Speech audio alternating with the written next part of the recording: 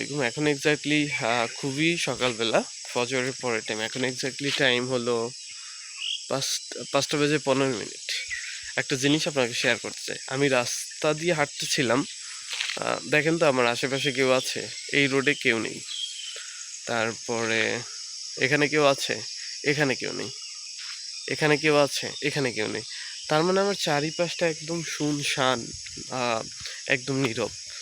So আমি যেই জিনিসটা আপনাদেরকে শেয়ার করতে চাই সেটা হচ্ছে ফজরের পরের টাইমটা এমনই।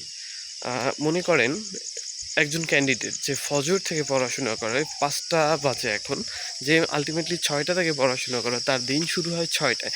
6টা, 7টা, 8টা, 9টা, 10, 6টা, 7টা, 8টা, 9টা, 10টা, 11টা, 12টা, 1টা, 8 ঘন্টা সময় পায়। সে 6টা থেকে 1টা পর্যন্ত 8 ঘন্টা সময় পায়।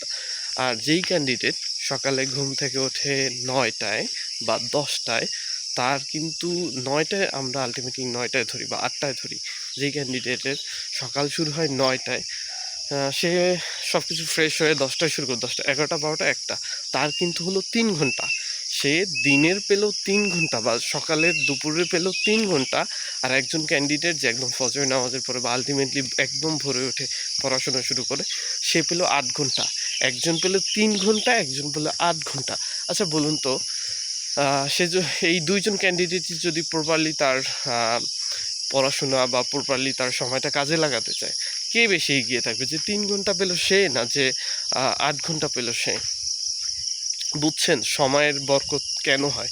কেন সবাই বলে যে সকালবেলা একদম ফজর থেকে পড়াশোনা করতে, বা একদম আর্লি টু বেড, মানে একদম সকাল সকাল ঘুম ভেঙে সকাল সকাল ঘুম থেকে উঠতে কেন মানুষ বলে? That is the fact. আশা করি বুঝতে পেরেছেন। সবার জন্য শুভকামনা। এই ছিল আজকের পরামর্শ। Thank you so much.